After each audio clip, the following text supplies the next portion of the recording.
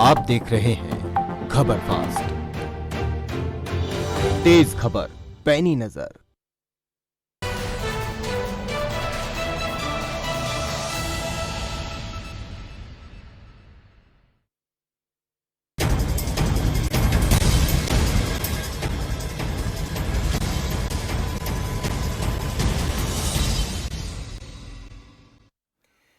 नमस्कार, बड़ा मुद्दा देख रहे हैं आप और मैं हूं आपके साथ शमशेर सिंह। हरियाणा पंचायत चुनाव को लेकर एक बड़ी जानकारी सामने आई है, जिससे ऐसा प्रतीत हो रहा है कि पंचायत चुनाव अब जल्द हो सकते हैं। हरियाणा सरकार ने राज्य चुनाव आयोग का 30 नवंबर तक चुनाव कराने का आग्रह स्वीकार कर लिया है। विकास एवं पंचायत विभाग के एसीएस ने सभी जिलों के डीसी, एडीसी, जिला परिषद के सीईओ और पंचायत विभाग के सभी अधिकारियों को पत्र लिखा है। पत्र में पंचायत चुनाव से संबंधित आरक्षित सीटों की ड्रॉ प्रक्रिया 29 सितंबर तक पूरा करने के निर्देश दिए गए हैं। हरियाणा विकास और पंचायत विभाग ने सभी सीटों के लिए अधिसूचना जारी कर दी है। प्रदेश में जिला परिषद सदस्य 411, पंचायत समिति सदस्य 3079, सरपंच 6219 और 61,973 पंचों के लिए जल्द चुनाव की संभावना जताई जा रही है। लेकिन बड़ा सवाल ये कि क्या हरियाणा में अक्टूबर में पंचायत चुनाव की कोई संभावना बन रही है और बहुत जल्द चुनाव की संभावना बन रही है, या उससे पहले भी प्रदेश में पंचायत चुनाव हो सकते हैं? इस पर आज बड़ा मुद्दा में चर्चा करेंगे।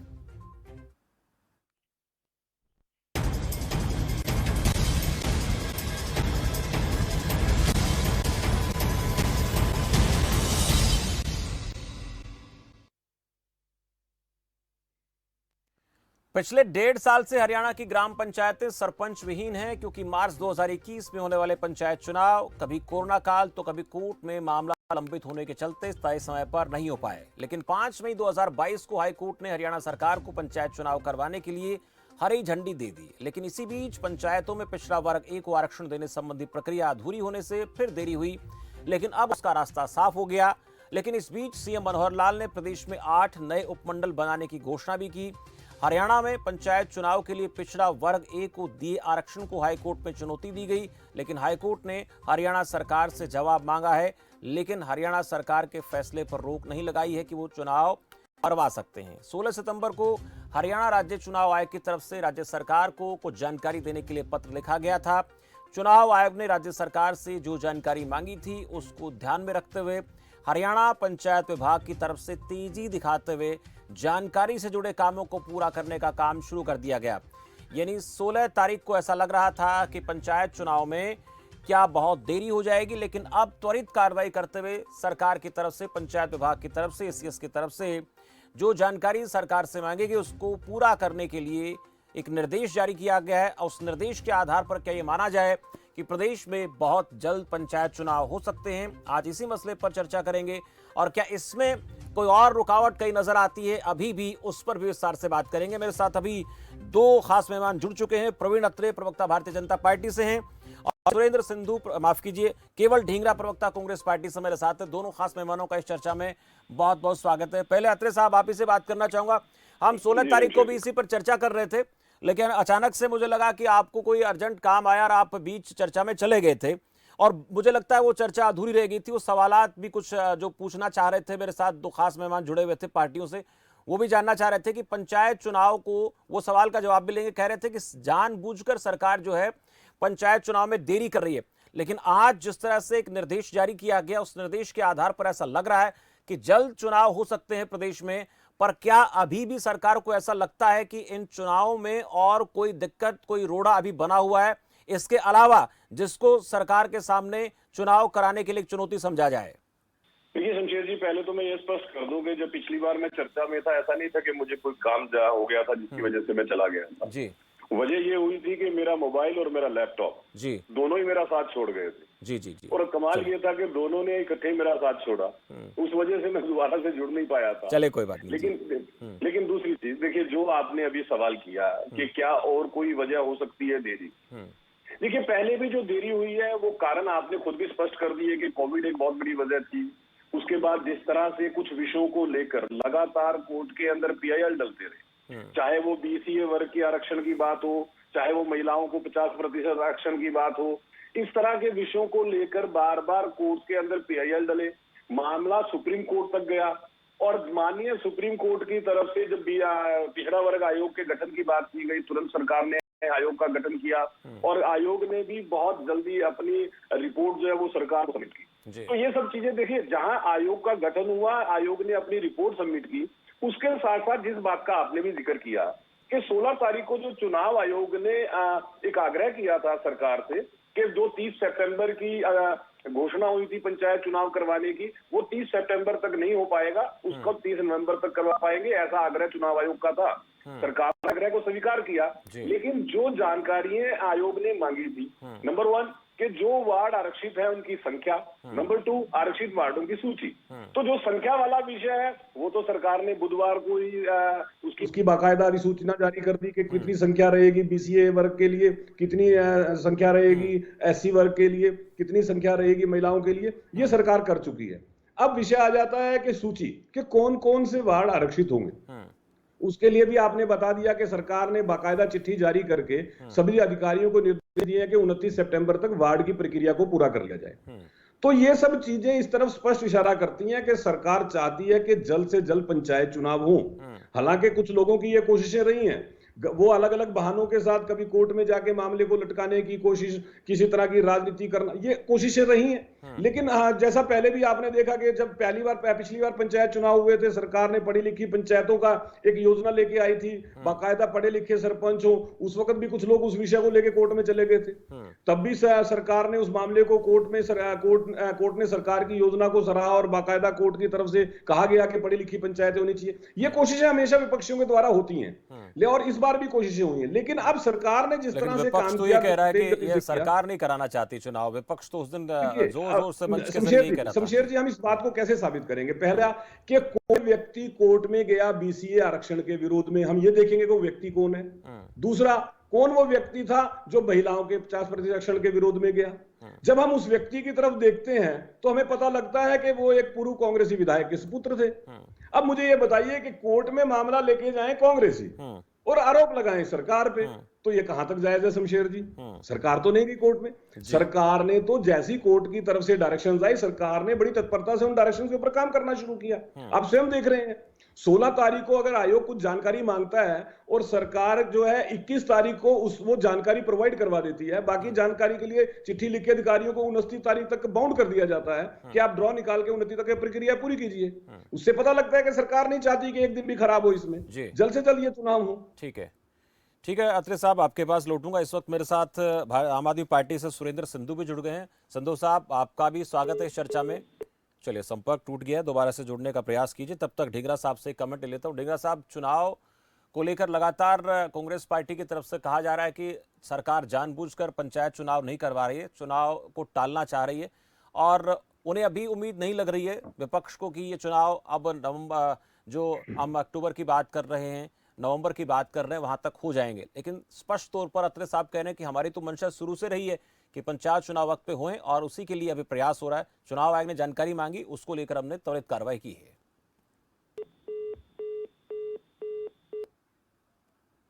नगर पालिका के चुनाव हुए थे पिछले बार, निकाय चुनाव, उसके अंदर 888 सीटों के अंदर करीबन 60 सीटें इनकी सारी पार्टियों की मिलके आई थी और 825 निर्दलीय चुन के आए थे।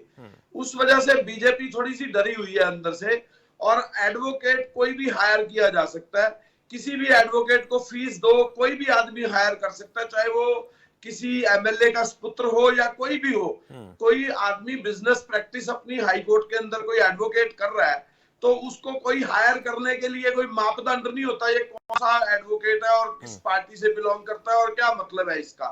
ये असल में एक प्रक्रिया के तहत, एक तरीके के तहत ये बात कहने में बड़ी अच्छी लगती है, लेकिन ये बात को अगर असल मायनों में देखा जाए तो भाजपा अंदर से डरी हुई है।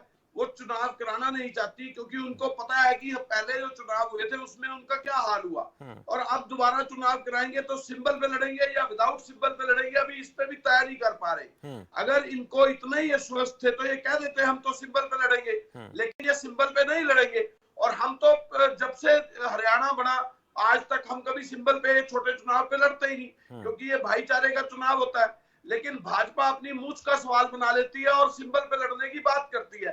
लेकिन इस समय इनकी मूंछ का सवाल भी थोड़े टाइम से ही बना है। उससे पहले तो ये कभी चुनाव में बीजेपी थी ही नहीं। जब भी हमारा मुकाबला होता था तो INLD से होता था या दूसरी पार्टियों से होता था। ये तो बीजेपी तो हरियाणा के अंदर पिछलग्गू दल था, किसी या तो कभी INLD का पिछलग्गू दल रहा या कभी जो है बंसीलाल की पार्टी का पिछलग्गू दल रहा। ये तो इनका तो कोई सिस्टम था ही नहीं। अब इनका सिस्टम बना तो ये डरे हुए हैं। अब डरने से किससे डरे हुए क्या है कि वो हैं? मैं बड़ी जानना दूर चाह रहा तक हूँ बात ढींगरा जाती साहब, है। किससे डरे हुए हैं? मुझे जरा ये बताएं, किससे डरे हुए हैं? आप लोग तो सिंबल पर जा नहीं रहे, फिर डर हार किससे के रहे? डर से, हाँ, हार के डर से नहीं, डरते किससे हैं हारेंगे मुझे क्योंकि बताइए। इनको चुनाव लड़ना होता है सिंबल पे ये हारते हैं। नगर पालिका के ढींगरा अंदर साहब, आप चुनाव में जा नहीं रहे हैं, आप निकाय चुनाव में जा चुनाव नहीं के देखिए, अंदर एक छोटा सा मैं सवाल, ढींगरा साहब, कांग्रेस पार्टी सिंबल पर चुनाव में जा नहीं रही है, दूसरी पार्टी को कांग्रेस पार्टी अपने अपने हिसाब से अपने अपने अपने लेवल का आंक नहीं रही है, तो फिर बीजेपी डर किससे रही है?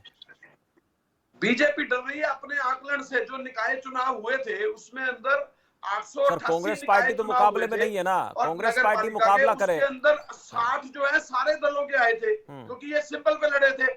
825 निर्दलीय जीते थे। तो आ रहा 825 हूं तेरे साहब निर्दलीय होने का मतलब कि 825 निर्दलीय नगर पालिकाओं ने बीजेपी को वोट ही नहीं दिया।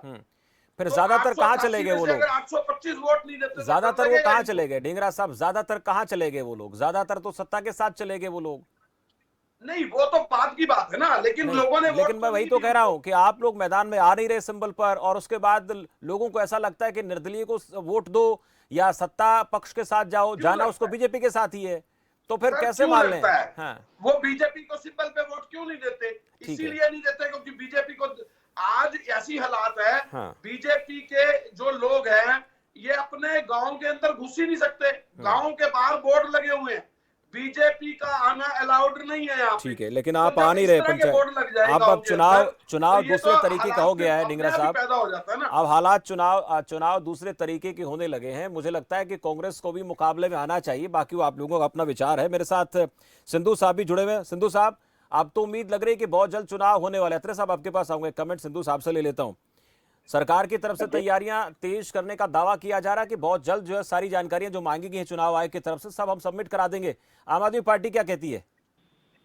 देखिए, मैं आम आदमी पार्टी का तो जो इतिहास है कि वो जो है ना अपने सिंबल पे लड़ते हैं जी, और अपने दम पे लड़ते हैं।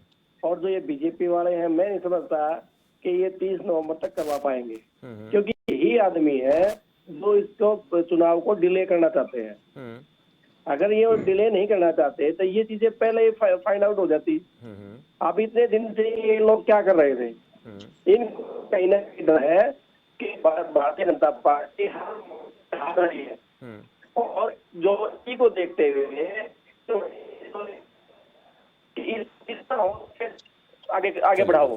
जी। और दूसरी बात सरकार पे जो इन्होंने ये पेंशन स्कीम और वो की, इतना पैसा सरकार को बच रहा है, तो ये थोड़ी सी आवाज कट रही है सिंधु साहब, आपकी आवाज नहीं आ पा रही है, मुझे दिक्कत आ रही है सुनने में। हाँ, आज कोई टेक्निकल दिक्कत है। हाँ, बोलिए। हाँ, बाकी मैं ये कह रहा था कि जो है ना ये जो पैसा जो ये बताए हुए हैं पिछले 2-3 साल से, क्योंकि 5 साल का टर्म होता है, इन्होंने मेरे ख्याल से 6-7 साल हो गए हैं, और ये जो पैसा बचाने की फिराक में है, बजट है नहीं इनके पास पैसा देने का, क्योंकि इनके जो नेता लोग हैं वो खाने में ज्यादा विश्वास रखते हैं, वो पंचायतों को पैसा नहीं देना चाहते।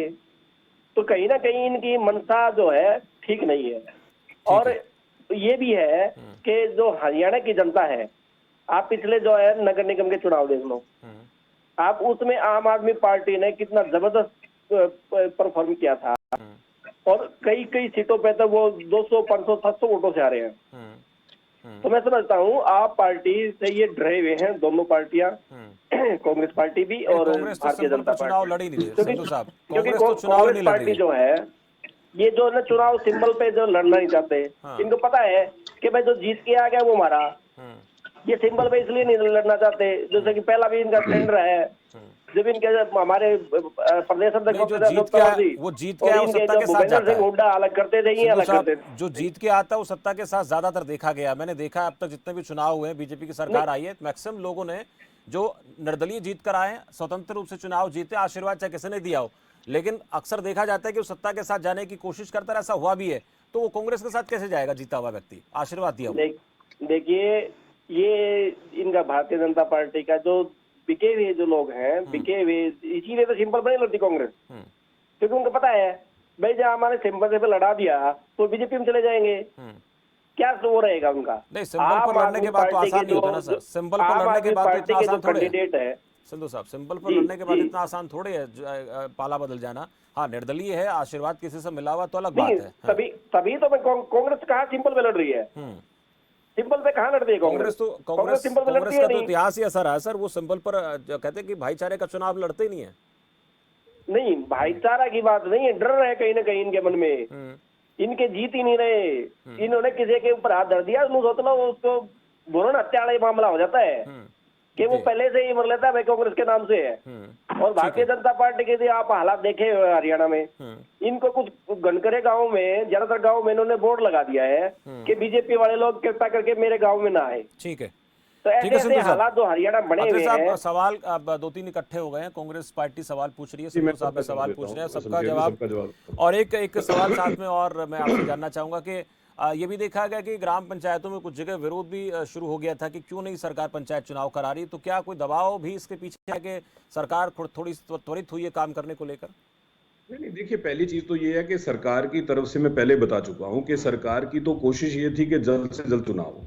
अगर हम कोविड के वक्त को छोड़ दें, क्योंकि उस वक्त ऐसे हालात थे कि चुनाव नहीं हो सकता था, हम सब जानते हैं, लेकिन उसके बाद जिन लोगों ने ये कोशिश कोर्ट में जाके, अरे भाई को चुप कराइए, ये तो आम आदमी पार्टी के प्रवक्ताओं को आप शमशेर जी, मैंने किसी को बीच में नहीं बोलने दिया। देखिए सर, सबका हरियाणा में है क्या सर, मतलब मेरी एक सबमिशन है, हरियाणा में या पंजाब में कहाँ क्या है उसको छोड़िए, मतलब किसी मैं तो इन्हीं लोगों को भी बुलाऊंगा, जेजेपी भी आ जाएगी, सब आ जाएगी, दिक्कत नहीं है, सियासत जायज है। हाँ जी, देखिए, उस राजनीतिक दल का जायज है, लेकिन जिस राजनीतिक दल का कोई है ही नहीं, कोई नाम लेवा नहीं, कोई पूछनिया नहीं, और आपके टक्कर में भी तो यही है ना, कांग्रेस तो मैदान में है नहीं, इन लोगों के बारे में कह नहीं सकते अभी तो आपके टक्कर। हाँ, थोड़ा बहुत मुकाबले में अभी तो नजर आ रहा है ना, इसलिए नहीं शमशेर जी, बड़ा स्पष्ट कर रहा हूं, ये इस झूठ का प्रचार, अगर झूठों का कोई इनाम होता तो सबसे बड़ा इनाम इन्हीं को मिलता, अरविंद केजरीवाल जी को। क्या है हरियाणा में इनका? 2 चुनाव ये पहले लड़ चुके हैं, पार्लियामेंट का 2019 का, इनके प्रदेश अध्यक्ष को नोटा से भी कम वोट मिले थे। क्या है इनका हरियाणा में? इन्होंने निकाय चुनाव का जिक्र किया, क्या मिला इनको निकाय चुनाव के अंदर? कहां से जीते हैं निकाय चुनाव? ये झूठ बोलते हैं जी हम 500 से कम वोटों से हारे जी, हम 250 से कम वोटों से। अरे उन सीटों की संख्या तो गिनवाओ, नाम बताओ कहां का तुम 250 से कम से हारे।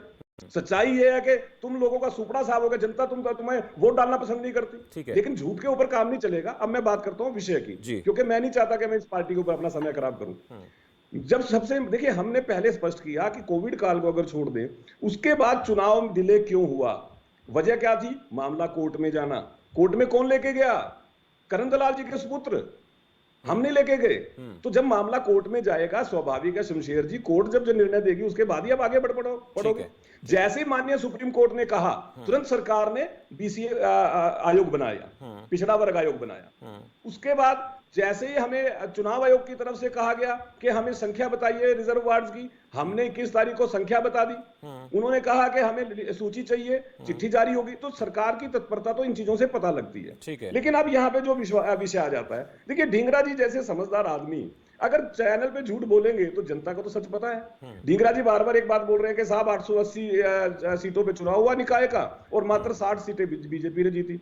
मैं यहाँ पे उन निकायों की, देखिए कालका, सढौरा, लाडवा, कैथल, इन्हीं की संख्या 70 से ज्यादा है। सुपड़ा साहब हो गया जहां पे विपक्षियों का, बाकियों की तो मैं बात ही नहीं करता। लेकिन ढींगरा जी कैसा झूठ बोलते हैं। लेकिन मैं एक सवाल और पूछूंगा आपसे, उसको लेकर मैं सबसे जवाब चाहूंगा। मैं 2 जगह भी देख पा रहा हूं कि बादली और बाडड़ा जो नगरपालिका उनको ऐलान किया गया बनाने का, उसमें एक पेच फंस रहा है। अगर ये कहीं रुकावट बनती है, लगातार यहाँ पर विरोध हो रहा है, लोग लगातार कह रहे हैं कि भाई दोबारा से इनको ग्राम पंचायत बना दिया जाए, ग्राम पंचायत को लेकर मांग कर रहे हैं, तो क्या ये एक चैलेंज हो जाएगा सरकार के लिए? इसको लेकर क्या तैयारी? इसको लेकर बहुत जी उठ रहे हैं सवाल। मैं इसका भी एक उदाहरण देता हूं। जब पीछे निकाय चुनाव हुए तो सढौरा नगर पालिका है, पहले वो पंचायत थी, भूपेंद्र सिंह हुड्डा साहब ने उसको पालिका बनाया, लेकिन कुछ स्थानीय इनके राजनेताओं के कुछ स्वार्थ थे, हुड्डा साहब ने अपने निर्णय को वापस पलट लिया।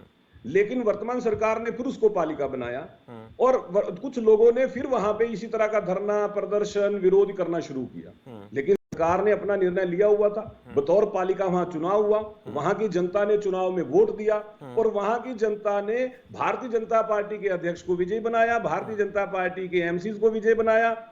आपके सामने है उदाहरण। लेकिन बारडा पे तो सुखविंदर मांडी कह रहे थे मुख्यमंत्री से, उन्होंने खुद अपील की थी कि भैया सर्वे करा लीजिए, यहाँ लोग नहीं चाहते कि इसको नगर पालिका बनाया जाए, लेकिन अब भी वहां पर ऐसी बातें सामने आ रही हो तो आप ही की पार्टी के हैं, तो क्यों नहीं लोगों की बात? कुछ स्थानीय राजनीतिक कुछ कारण ऐसे होते हैं। मैं जैसे मुझे मेरे सामने बहुत बड़ा उदाहरण, मैं लोगों से पूछता था कि आप क्यों चाहते हो कि ये पालिका ना बने, आप क्यों चाहते हो कि ये पंचायत रहे, क्योंकि पंचायत रहने से नुकसान है, पालिका बनेगी तो ज्यादा विकास होगा, ज्यादा फंड्स आएंगे निकाय के मामले उसमें। तो कुछ लोगों के जो विषय थे बड़े हास्यास्पद थे, लेकिन वो प्रभावित होते हैं। लेकिन लगता है कि ये रास्ते में दिक्कत पैदा कर सकता है, आपको लगता है कोई सरकार के सामने ऑब्स्टेकल है? आप देखिए, जिस तरह से सरकार ने आरक्षित वार्डों की जब अधिसूचना जारी कर दी, उसके बाद जब वार्ड ड्रॉ के लिए चिट्ठी जारी हो चुकी है, चुनाव आयोग जो है जिस तत्परता से काम कर रहा है, मुझे नहीं लगता कि अब इसके बाद किसी तरह का कोई डिले या कोई वो रहेगा। ठीक है ढींगरा साहब, मैं दो चीजें अभी देख पा रहा हूं जिनको लेकर मैंने बात की अत्रे साहब से, कि ये कहीं चैलेंज तो नहीं बन जाएगा पंचायत चुनाव को लेकर और कहीं मामला कोर्ट में चला जाए, क्योंकि ऐसी भी लगातार खबरें आ रही कुछ जगहों से कि वो पालिका तो बना दी गई लेकिन वहां पर कह रहे हैं दोबारा से ग्राम पंचायत बना दीजिए। अब वो तो चुनाव आयोग के सामने चुनौती हो जाएगी, सरकार के सामने चुनौती हो जाएगी, अगर ऐसा हो गया तो फिर चुनाव में फिर देरी हो जाएगी। बिल्कुल सर, ये बिग इशू है और ये इशू लोग खड़ा कर रहे हैं और इन लोगों ने धक्का करने का काम बीजेपी ने किया है इस मामले में।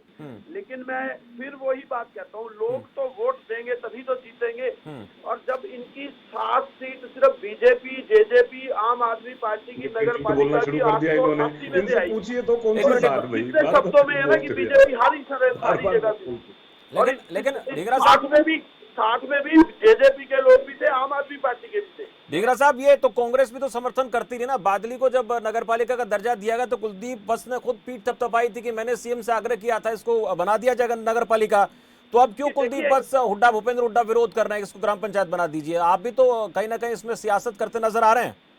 नहीं, बात ये है लोगों की इच्छाओं के मुताबिक काम होना चाहिए, तो लोगों की इच्छा नहीं थी उस वक्त मुताबिक काम, तो कुलदीप बत्स ने अपनी मर्जी से सवाल उठा दिया। कुलदीप बत्स ने अपनी मर्जी से कह दिया कि भाई इसको नगर पालिका बना दो, लोगों की इच्छा नहीं है, मैं इसको अपने हिसाब से करवाना चाहता हूँ। लोगों की बात सुन के नहीं गए थे क्या विधानसभा में सीएम से बात करने के लिए? नहीं, देखिए मैं तो आपको फिर कह रहा हूँ कि वहाँ पे लोगों की भावनाएं कुलदीप बत्स ने उठाई, लेकिन वहाँ पे विरोध नहीं हो रहा, दूसरी जगह पे हो रहा है ना विरोध। तो सर अब तो खुद भूपेंद्र सिंह हुड्डा भी तो कह रहे हैं कि भाई इसको ग्राम पंचायत बना दो। कुलदीप बत्स की बात को मैं ठीक मानूंगी, वो हुड्डा साहब की बात को, दोनों में से किसकी बात को मैं मानूं? नहीं, हुड्डा साहब देखिए, जहाँ तक ग्राम पंचायतों का सवाल है, मैं तो खुद कह रहा हूँ, यही तो मैं पूछना चाह रहा हूं सर कि ग्राम पंचायत चुनाव में देरी को लेकर आप सरकार को घेरते हो, सरकार से सवाल पूछता हूं, सरकार आपको घेर लेती है। अब आपसे सवाल पूछ रहा हूं, अब नगर पालिका को लेकर विरोध शुरू हो गया, अब अगर ऐसे यहाँ पर रुकावट आती है। कह रहा हूँ कि जिस इलाके में ग्राम पंचायत लोग चाह रहे हैं वहाँ पे ग्राम पंचायत क्यों ना बने, जिस जगह पे ग्राम पंचायत लोग नहीं, यानी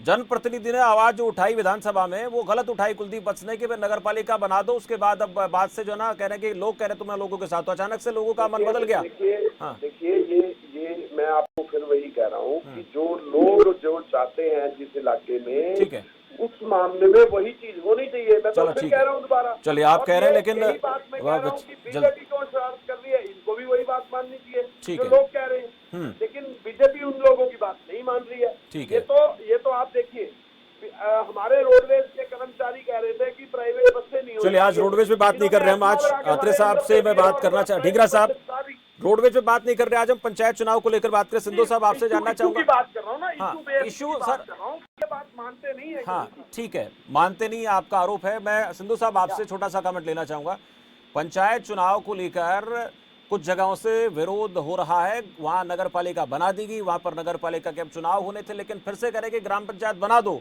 अब आपसे जानना चाहूंगा बादली को लेकर, बारडा को लेकर, अगर आपके पास कुछ जानकारी है तो क्या रिएक्शन आपका है?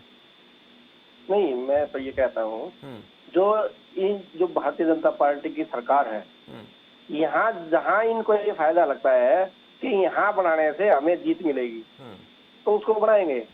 अगर ये लगता है कि हम यहाँ हार रहे हैं तो उसको नहीं बनाएंगे।